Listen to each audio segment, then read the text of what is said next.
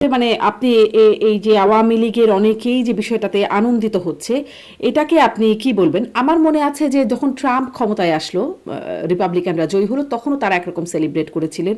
আবার যখন বিজেপি সেই প্রথমবার মোদী প্রধানমন্ত্রী হলেন, তখন বিএনপি এটাকে খুব উদযাপন করেছিল। মানে করে তো কিছুই কি লাভ হয় না তাদের? মানে কেন তাহলে তারা এটাকে উদযাপন করে? রাজনৈতিক দেউলিয়াত্বের এটা হচ্ছে একটা প্রকাশ। একটি দল তার নিজের সংগঠনকে পুনর্গঠন করা কিংবা নিজের সংগঠনের ভেতরে শৃঙ্খলা ফিরিয়ে আনা অথবা রাজনৈতিক ভাবে তার অস্তিত্বকে প্রকাশ করা, সেগুলি না করে কোথায় কে জিতলো আর হারলো সেটা দিয়ে নিজেদের ভাগ্য ঠিক করছে, এটা যে একটা দেউলিয়াত্ব, সেটা হচ্ছে তার প্রকাশ। সেটা বিএনপি আনন্দ করলো না, আওয়ামী লীগ আনন্দ করলো না, জামাত আনন্দ করলো অথবা দুঃখ পেলো, যে এইসব বিষয়ে আনন্দ এবং দুঃখ পায় সেই আসলে নিজের শক্তির উপর আস্থা হারিয়েছে এবং অন্য কারো ছায়ার তলে বসে থেকে ভবিষ্যতে কিছু পরিকল্পনা করছে, এরকম একটা বিষয় আর কি। ওই যে একটা গান ছিল ছোটবেলায় আমাদের, যার বিয়া তার খবর নাই, পাড়াপড়শির ঘুম নাই।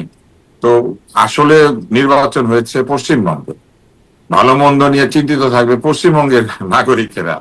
সেইখানে আমরা বা আমাদের কোন লোকজন যদি এটা নিয়ে বেশ খুশি অথবা দুঃখ পায়, তাহলে বুঝতে হবে যে তাদের নিজেদের ত্রুটি আছে। আহ কিন্তু ধরেন আমাদের যে বাস্তবতা, ধরেন গ্রাম বাংলার বাস্তবতা যদি বলি, পাড়াপড়শি কিন্তু বিয়ে ভেঙেও দিতে পারে, যার বিয়ে তার খবর নাই। এই হ্যাঁ, বাস্তবতা আমরা তৈরি করেছি হ্যাঁ, হ্যাঁ। শারমিন, এই বাস্তবতা আমরা তৈরি করেছি। এটা যদি আমরা ঠিক মতো রাজনীতি করতাম এবং আমাদের রাজনৈতিক দলগুলি প্রকৃত অর্থে জনগণকে আস্থায় নিয়ে জনগণের মন জয় করে রাজনীতি করার চেষ্টা করতো, তাহলে তো এইসব জিনিস চিন্তা করতে হতো না। বিজেপি চিন্তা করে পাকিস্তানে কে ক্ষমতায় আছে, কিন্তু কংগ্রেস চিন্তা করে আফগানিস্তানে কে ক্ষমতায় আছে, বা নেপাল বা ভুটানে কে ক্ষমতায় আছে, চিন্তা করতে হয় তাদের নির্বাচনের সময়। তাহলে আমাদের কেন চিন্তা করতে হবে? হ্যাঁ, কিন্তু আমাদের যে একটা দেউলিয়াত্ব আছে, এটা তো একটা বাস্তবতা। আপনার হ্যাঁ, কাছে এটা কি দেউলিয়াত্ব এখন মনে আছে। হয় যে পাড়াপড়শি বা প্রভাবশালী রাষ্ট্রগুলোর প্রভাব আসলে পড়ে কিনা বাংলাদেশের রাজনীতিতে? আওয়ামী লীগের আসলেই খুশি হবার কিছু আছে কিনা, বা কোনো দলের দুঃখ পাবার কিছু আছে কিনা? ধরেন আপনি একটি পুষ্টিহীন শরীর নিয়ে ঘুরে বেড়াচ্ছেন, আপনার রোগ প্রতিরোধ ক্ষমতা নাই। এখন এরকম যদি একটা শরীরের অবস্থা আপনার, তাতে সকল কিছু আপনাকে প্রভাবিত করবে। একটা মাছি উড়ে গেলে আপনার হাঁচি আসবে, একটা মশা কামড় দিলে আপনার ম্যালেরিয়া হয়ে যাবে, কারণ আপনার নিজের কোনো রোগ প্রতিরোধ ক্ষমতা নেই, আপনার কোনো শক্তি নাই। আপনি দুর্বল, আপনি হতদরিদ্র, আপনি পুষ্টিহীন, আপনি শক্তিহীন। তো এই অবস্থা যদি রাজনৈতিক দলগুলির হয়, তাহলেই তো প্রভাবটা বিস্তৃত হয়। না হলে প্রভাব কেন বিস্তৃত হবে? কি কারণে? ভারতীয়রা কি আমাদের ইলেকশনে এসে ভোট দেয়? ভারতীয়রা কি আমাদের বিপদে আপদে আমাদেরকে অনেক টাকা পয়সা দিয়ে সাহায্য করে? ব্যাপারটা তো সেরকম নয়। আমাদের একটা বাণিজ্য সম্পর্ক আছে, আমাদের কূটনৈতিক সম্পর্ক আছে, আমাদের এক ধরনের বন্ধুত্বপূর্ণ সম্পর্ক আছে, আত্মীয়তার সম্পর্ক আছে। প্রচুর মানুষ পশ্চিমবঙ্গে বিভিন্ন জায়গায় থাকেন যাদের আত্মীয়রা একসময় বাংলাদেশে থাকতেন, আবার এইখানেও অনেকে থাকেন যারা একসময় পশ্চিমবঙ্গে থাকতেন। মুর্শিদাবাদ, কলকাতা থেকে প্রচুর মুসলিম মাইগ্রেট করেছেন এখানে, বিহার থেকে, আসাম থেকে মুসলিমরা এসেছেন না। আমাদের মৌলানা ভাসানী কোথাকার লোক, তাই না? উনি তো মাইগ্রেটেড লিডার, উনি তো এই অঞ্চলের নেতাই ছিলেন না, উনি তো আসামের নেতা ছিলেন, তাই না? তো তাহলে আমাদের নজরুল কোথাকার, আমাদের জাতীয় কবি, উনি তো এই অঞ্চলে জন্মান নাই, উনি তো ওই অঞ্চলে জন্মেছেন। তো অতএব আমাদের মধ্যে একটা সাংস্কৃতিক আত্মীয়তা, অর্থনৈতিক এবং নানান ধরনের সম্পর্ক আছে, যেটা থাকাই স্বাভাবিক। কেননা কিন্তু এই পুরো অস্বাভাবিক বাংলা যে বেঙ্গল বিষয়টা, ছিল। ডক্টর কিন্তু রাফিদ এই হোসেন। বেঙ্গল থেকে আমরা কি পশ্চিমবঙ্গের নির্বাচনে প্রভাব বিস্তার করতে পারি? তাহলে ওরা পারবে কেন আমাদের এখানে? ঘটনাটা এরকম আর কি।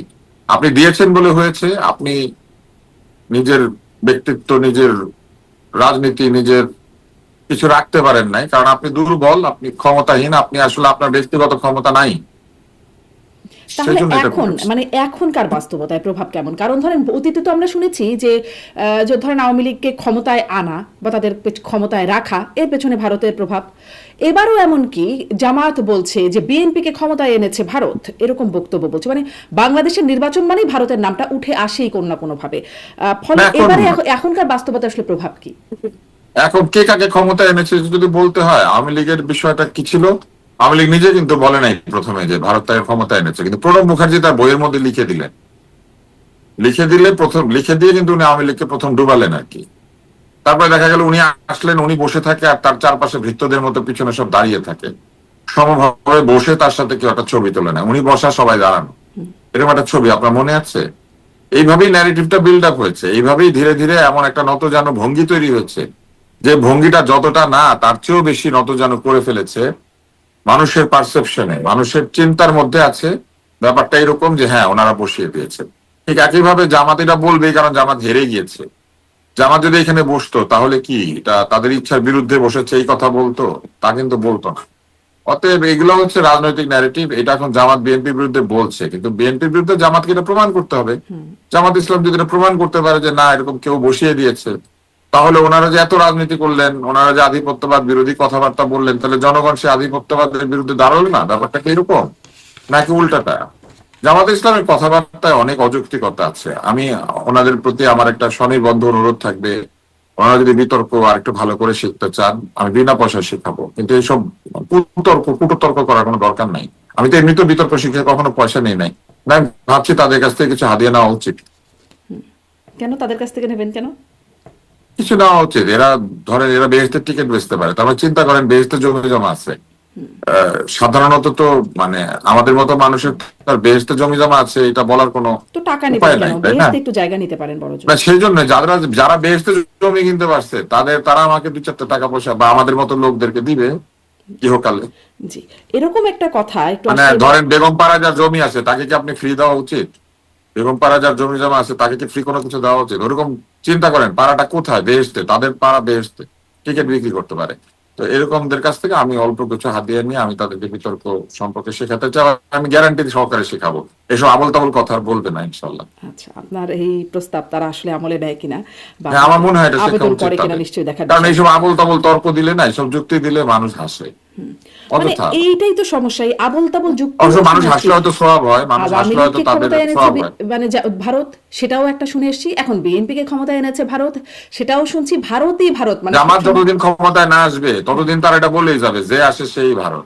আচ্ছা, জি, এবার মনে ওনারা হয় মনে করে ভারতের, ওনারা মনে করে যে ভারতের হুকুমে এখানে গাছের পাতা নড়ে। ব্যাপারটা এরকম না, আসলে ব্যাপারটা আসলে এরকম নয়, কিন্তু ওনারা সেটা মনে করে, কারণ এটাই তাদের রাজনীতি। এইটাই তাদের রাজনীতি ছিল, শুরুর থেকে এইটাই ছিল রাজনীতি। এই রাজনীতি তারা অব্যাহত রাখবে। এখানে যেই ক্ষমতায় বসুক, ওনারা ছাড়া যেই বসুক, তারা বলবে যে এটা অমুকে বসিয়ে দিয়েছে, তমুকে বসিয়ে দিয়েছে, বলতে থাকবে এটা। জি, এখন একটু বিএনপির একজন এমপির কথায় আসি। বিএনপি নেতা এমপি বরকতুল্লাহ বুলু তিনি বলছেন, তিনি জামাতকে ইঙ্গিত করেই বলছেন যে যারা বেহেশতের টিকিট বিক্রির কথা বলে ধর্মের অপব্যাখ্যা করে এবং হাজার হাজার টাকা দিয়ে ভোটের চরিত্র নষ্ট করেছে, মানে স্পষ্টভাবে জামাতকে ইঙ্গিত করে বলছেন যে আগে আপনাদের 10 টাকা চালান ছিল না, এখন 10 কোটি টাকা চালান হয়ে গেছে। এই টাকার উৎস কি? এই প্রশ্ন তিনি করে নিজেই বলছেন এই টাকা আসছে, এই টাকা পেন্টাগনের টাকা, এটা ইহুদি ফান্ডের টাকা। আপনি কি একটু এই বিষয়ে আপনি বলবেন যে মানে সরাসরি পেন্টাগনের টাকা ইহুদি ফান্ডের টাকা হিসেবে তিনি অভিযোগ করছেন? এমন কথা কিন্তু শেখ হাসিনাও বলতেন যে টাকার উৎস কি, টাকা এসেছে যুক্তরাষ্ট্র থেকে। আপনি কি বলবেন? জামাত ইসলাম আওয়ামী লীগের বিরোধিতা করতো এবং জামাত ইসলাম বিএনপির সাথে ছিল।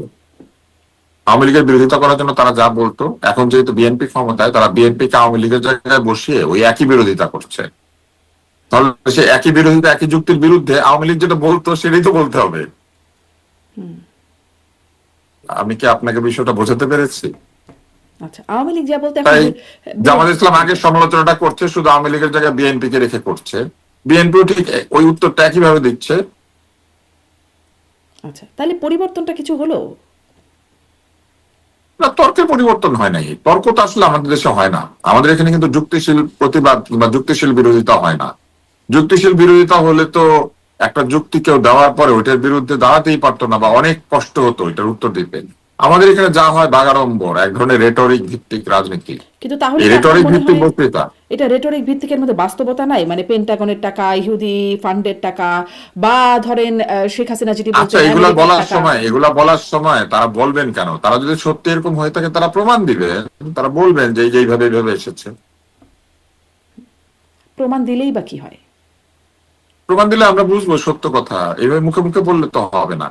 ধরেন আপনি চমৎকার একটা শাড়ি এবং চমৎকার একটা জামা পরেছেন, আমি বললাম এটা অমুকের টাকা, এটা বললেই হয়ে গেল? এটা তো আমাকে প্রমাণ করতে হবে যে অমুক দিয়েছে, তাই না? আমি আপনার রুচিবোধের প্রশংসা না করে বা আমি আপনার যে ডিসিশন আপনার পোশাকের ব্যাপারে সেটার প্রশংসা না করে আমি বললাম যে এটা যত সুন্দরী হোক না কেন এটা তো অমুকের টাকা, ডোনাল্ড ট্রাম্প দিয়েছে, বললেই হয়ে গেল? এটা তো প্রমাণ করতে হবে। আমাদের দেশে তো এই কথাগুলি আমার ধারণা আপনি জন্ম থেকে শুনে আসছেন। আপনার অল্প বয়স, এই অল্প বয়সে আপনি এটাই শুনে আসছেন একদম। জন্ম থেকে, এইটাই বলে। হ্যাঁ, তো সেটাই বলছে, কিন্তু আজ পর্যন্ত তো কেউ প্রমাণ দিয়ে বললো না যে হ্যাঁ এইভাবে এইভাবে, হ্যাঁ। তাই না? এই যে আন্দোলনটা হয়েছে, জুলাই আন্দোলন, আওয়ামী লীগ কি বলেছে? একই কথা বলে নাই, এটা পেন্টাগনের টাকা। এরা এখন বলছে ওইটা পেন্টাগনের টাকা, আবার এইটা পেন্টাগনের টাকা। মানে আলটিমেটলি আপনি বলার সময় হয় পেন্টাগন, নাইলে ভারত, নাইলে পাকিস্তান, 3-4টা দেশ আছে আমাদের, ঘুরে ফিরে এর মধ্যে থাকি আর কি মানে আমরা। এখন এসে একসময় আমরা যখন ছোট ছিলাম, হ্যাঁ, তখন স্লোগান ছিল রুশ ভারতের দালালেরা হুঁশিয়ার সাবধান। এখন রুশ পরমাণু চলে আসাতে এখন আর কিন্তু বলবে না রুশ ভারতের, এখন শুধু ভারতের, বুঝছেন? কারণ পরমাণু বিদ্যুৎটা তো রুশ, এখন আর রুশ হবে না। হ্যাঁ, এমনিতে কিন্তু আমরা রুশিয়া টুশিয়া বলি না, স্লোগান দেওয়ার সময় আমরা বলতাম রুশ ভারতে। কেন রুশ? হ্যাঁ, আমাদের এখানে কেউ রুশিয়া বলে বলে না, কিন্তু এই বাংলায় এটাকে কি কারণে যেন রুশ ভারতে, মেলানোর জন্য হয়তো। মানে এটা বললে দিল খুশ হতো আর কি। আচ্ছা, আচ্ছা। বললো রুশ তার ভারতে। মানে ডাক্তার আব্দুল আমি কুদ্দুস আগে আমি সারা জীবন জাসদের একটা স্লোগান ছিল, বুঝলেন? আমি শুনতাম তারা বলে লড়াই লড়াই লড়াই চাই, লড়াই করে বাঁচতে চাই। এই লড়াইয়ে জিতবে কারা? কৃষক শ্রমিক সরবরাহ। বাধা এলে বাঁধবে লড়াই, বুঝছেন? লড়াই এলে জিততে হবে, লড়াই হলে জিততে হবে। তো বাধা এলেই ওনারা লড়াই করবেন, ওনারা লড়াই চান। প্রথমে বলেছে লড়াই লড়াই লড়াই চাই, লড়াই করে বাঁচতে চাই, মানে ওনারা লড়াই ছাড়া বাঁচতে পারে না। তো যে লোক লড়াই ছাড়া বাঁচতে পারে না, সে বাধা এলেও লড়বে, না এলেও লড়বে। কিন্তু ওরাই স্লোগানটা দিত যে লড়াই করে শান্তি চায় না, লড়াই চায় তারা, এটা হ্যাঁ লড়াই চায়, লড়াই করে ওনারা বাঁচবে, বুঝছেন? এগুলো তখন আমরা ছোটবেলায় ভাবতাম আরে কি দারুণ স্লোগান, এগুলা খুব অযৌক্তিক স্লোগান, বুঝলেন? লড়াই চাই, লড়াই করে বাঁচতে চাই, আবার বলে বাধা এলে বাঁধবে লড়াই। তো বাধা না দিলে আপনি লড়াই করবেন কেন? কিন্তু না, বেঁচে থাকলেই লড়াই করবো। আপনি বুঝতে পারছেন কত প্যারাডক্সিক্যাল? তার মানে মানে প্যারাডক্সিক্যাল জাসদ। একটা লেখক নাকি একটা বই ছিল প্যারাডক্সিক্যাল সাজিদ, ওইরকম আমার কাছে এখন মনে হয় প্যারাডক্সিক্যাল জাসদ আর কি, ওরকম প্যারাডক্সিক্যাল জামাত। মানে না, জামাত তো একই কথা বলছে, আগে আওয়ামী লীগের বিরুদ্ধে যা বলতো এখন বিএনপির বিরুদ্ধে তাই বলছে, মানে জামাত একই কথা বলছে। আওয়ামী লীগ আগে যা বলতো এখন বিএনপিও তা বলছে, মানে ওই জোকসটার মতো যে হোজ্জাকে সবাই বয়স জিজ্ঞেস করে, হোজ্জা প্রত্যেক বছর একই বয়স বলে। তো এইভাবে যখন বলছে আপনি না গত বছর বললেন আপনার বয়স এত, বলে হ্যাঁ, বলে এই বছরে যে বললেন, বলে আমি তো মুমিন, আমি এক কথা মানে বদলাই না, আমি যেটা বলেছি সেটা একবারই বলেছি। জামাত এরকম যেটা একবার শিখেছে ওইটাই বলে যাবে। মুসলমানের এক কথা। আচ্ছা, এবারে একটু সংসদ অধিবেশন নিয়েও আসি, মানে সেখানে তর্ক বিতর্কের কথা বলছেন, মোটামুটি বেশ জমজমাট লাগে দেখতে, ভাইব্রেন্ট লাগে, শুনতেও বেশ মজাই লাগে, মানে সরকারি দল এবং বিরোধী দলের কথাবার্তা বেশ ভালো। কিন্তু আমি এটা একটু প্রশ্ন করতে, ধরেন রাজাকার ইস্যুতে খুব একদম উত্তাপ ছড়ালো সংসদে, আন্দালিব রহমান পার্থ, এদিকে ফজলুর রহমান মুক্তিযোদ্ধা, বিশিষ্ট মুক্তিযোদ্ধা ফজলুর রহমান, তারা যেই বক্তব্য ছুড়ে দিলেন, পাল্টা বক্তব্য দিলেন, খুব সরগরম অবস্থা। কিন্তু আমি এই প্রশ্নটা করতে চাই, আসলে কাজের কাজ এই অধিবেশনে, প্রথম অধিবেশনটা শেষ হলো, কি হলো? 60 দিনের একটা মেয়াদ ছিল বাণিজ্য চুক্তি, 60 দিনের একটা মেয়াদ ছিল, এর মধ্যে বাতিল করা যেত, আলোচনাই হলো না। আসলে এটা কি কম? 60 দিনের মেয়াদ ছিল না, আপনি যে কোনো সময় এটা বাতিল করতে চাইলে 60 দিনের নোটিশ দিতে পারবেন। অতএব এটা যদি এই মাসে ঠিক করে 60 ডেজ নোটিশ দিয়ে এটা বাতিল করা যাবে। তবে তার আগে আলোচনা হবে বাতিল কেন হচ্ছে, যৌক্তিক ভাবে বাতিল করতে হবে, এগুলো আছে ওখানে শর্তে। ফলে মেয়াদটা 60 দিনের না, 60 ডেজ টাইম নিয়ে আপনি যে কোনো সময় এটা বাতিল করতে পারবেন। নোটিস পিরিয়ড হচ্ছে 60 ডেজ। কিন্তু যেটা কাজ হয়েছে সেটা হচ্ছে ইউনূস সাহেবের রেখে যাওয়া প্রচুর অধ্যাদেশ ছিল, সেগুলোর মধ্যে একটা হইতো আপনার কাছ থেকে। তাহলে বিষয়টা কি এরকম, চুক্তি কার্যকর হয়ে গেছে, এখন বাতিল করতে হলে 60 দিনের নোটিশ দিতে হবে, নাকি কার্যকর হওয়ার আগে 60 দিনের নোটিশ দেওয়ার একটা সুযোগ আছে? কার্যকর হওয়ার আগে একটা মেয়াদ ছিল যে এটা কার্যকর হবে অত তারিখ থেকে বা এরকম কিছু একটা, কারণ ওইটা থাকে সব চুক্তিতেই। কারণ এই চুক্তি অনুযায়ী শুল্কগুলিকে বদলাইতে হয়, অটোমেশন বদলাতে হয়। আমাদের দেশে না হয় অটোমেশন নাই, ওদের দেশে অটোমেশন আছে, ফলে তারা ওই অটোমেশনের জায়গাগুলো বদলাবে, বহু জায়গাতে ইনফর্ম করবে, প্রত্যেকটা পোর্টে জানাবে, অনেক কিছু রয়েছে। এগুলোর জন্য যে কোনো চুক্তি স্বাক্ষর করলে ওটা কার্যকর হওয়ার একটা তারিখ থাকে, অনেক সময় চুক্তি স্বাক্ষরের দিন থেকেও কার্যকর হয়। অথবা অনেক সময় চলতে থাকা চুক্তি, মানে কাজটা চলছিল সেটাকে আবার চুক্তি করে ঠিক করা হয়। যেমন আমাদের যে পানি চুক্তি ছিল, পানি চুক্তির আগে একটা অস্থায়ী চুক্তি ছিল যেখানে 40,000 কিউসেক পানি আমরা পেতাম, 36,000 কিউসেক পানি সম্ভবত আমরা পেতাম। এটাকে 44,000 বা কিছু একটা করে চুক্তিটাকে আবার করা হয়েছিল। কিন্তু এটা চুক্তি ছাড়াও কিন্তু আমরা 36,000 কিউসেক মনে হয় পাচ্ছিলাম। এরকম অনেক কিছু আছে, আন্তর্জাতিক চুক্তির অনেক বিধিবিধান আছে, আমি সে ব্যাপারে পণ্ডিত না। তবে যেটা রয়েছে সেটি হচ্ছে যে চুক্তি নিয়ে আলোচনা হতে পারতো, তবে একেবারে যে কাজ হয় নাই তা না। ইউনূস সাহেবের রেখে যাওয়া অনেকগুলো অধ্যাদেশ ছিল যেগুলি বাধ্যবাধকতা ছিল যে একটা নির্দিষ্ট তারিখের মধ্যে এগুলিকে হয় কার্যকর করে এটাকে অধ্যাদেশকে আইনে পরিণত করতে হবে বিল এনে, অথবা এটা বাতিল হবে। তো সেই কারণে অনেকগুলো অধ্যাদেশ তো নিয়ে আলোচনা হয়েছে এবং প্রতিদিন প্রায় 2টা করে অধ্যাদেশ 3টা করে অধ্যাদেশ ওকে হয়েছে। তো সেটা তো একটা কাজ। আর বাকির মধ্যে কাজ হয়েছে এনসিপির এই যে বাগাড়ম্বরকারী বাচ্চারা, ওনারা অফিস চাইলো আর 294 জন তাতে হাততালি দিয়ে রাজি হয়ে গেল, মানে 293 জন। এটা একটা কাজ হয়েছে না?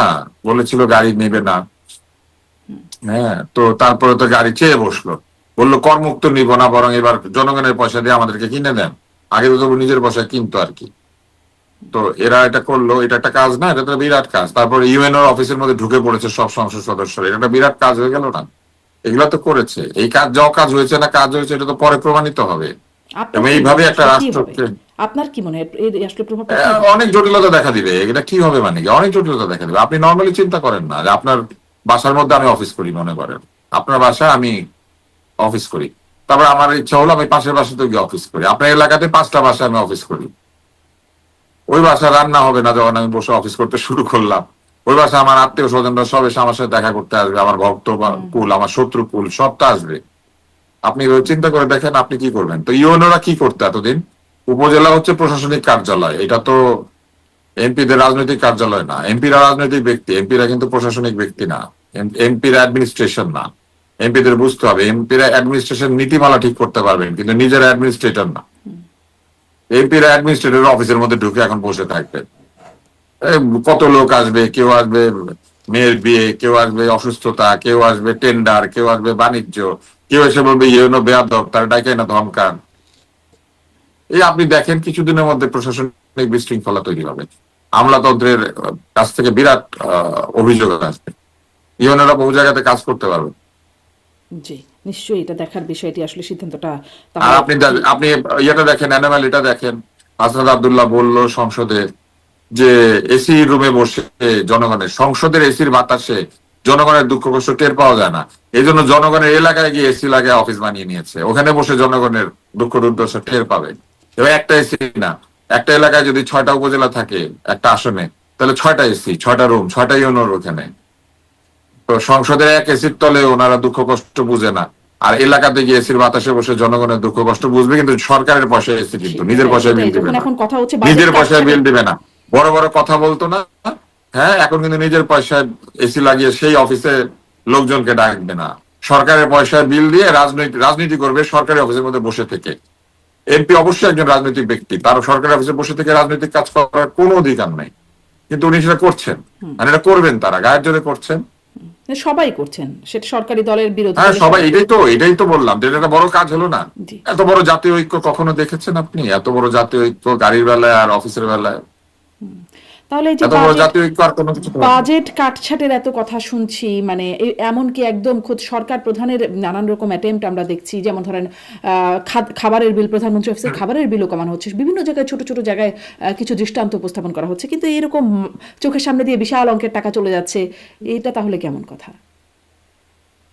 আমি আপনাকে একটা ওয়াইজ সেইং আছে না, যে leader rules by setting example. নেতা নিদর্শন স্থাপন করেন। যেমন আমাদের হাদিসে আছে রাসূলুল্লাহ সাল্লাল্লাহু আলাইহি ওয়াসাল্লাম মিষ্টি নিজে খাওয়া বন্ধ করে দিলেন, কারণ এক বাবা তার কাছে তার সন্তানকে নিয়ে এসে অভিযোগ করেছিল যে এই ছেলে খালি মিষ্টি খেতে চায়, আপনি একটু না করে দেন। তখন উনি নিজে মিষ্টি খাওয়া বন্ধ করে তারপরে তাকে উপদেশ দিয়েছিলেন। এটা উদাহরণ স্থাপন করা যে আমি ছেড়ে দিয়েছি, আমি খাচ্ছি না, তুমিও কম খাও। তো নেতা হয়তো এক্সাম্পল সেট করার চেষ্টা করছেন, কিন্তু নেতার অনুসারীরা সেই এক্সাম্পল ফলো করতে পারার মতো দক্ষতা কিংবা উন্নত আহ, মানে জ্ঞান বা কিন্তু নেতা সায় না দিলে বিচার এটা হতে বিচার পারতো। বুদ্ধি আছে কি না সেটা তো চিন্তা করতে হবে। এটা হচ্ছে একটা। আর আরেকটা হচ্ছে এই যে বড় বড় কথা বলেছিল না জামাতে ইসলাম, এনসিপি বেশি বলেছিল এই করবো না, সেই করবো না, অমুক করবো না, তমুক করবো না, কিন্তু তারা কিন্তু সুবিধাগুলি খুব হাসি মুখে নিচ্ছেন। এবং তারা এখন যে অবস্থাটা করছেন, কৃচ্ছতা সাধন করার কথা বলছেন ঠিকই, কিন্তু এই খরচগুলি করলে পরে কি ঘটবে আপনি বুঝতে পারছেন? কৃচ্ছতা কোথায় সাধিত হবে? বাজেটের 3টা অংশ আছে। একটা হচ্ছে সরকারি ব্যয়, আরেকটা হচ্ছে নিয়মিত ব্যয়, আরেকটা হচ্ছে উন্নয়ন ব্যয়। তো এখন ধরেন আপনি যদি সরকারি ব্যয় করেন, সরকারি ব্যয় এটা হবে। আর নিয়মিত ব্যয় কোনটা? এই যে স্বাস্থ্য খাতে বরাদ্দ, শিক্ষা খাতে বরাদ্দ, এগুলো চলমান, এগুলো চলবে।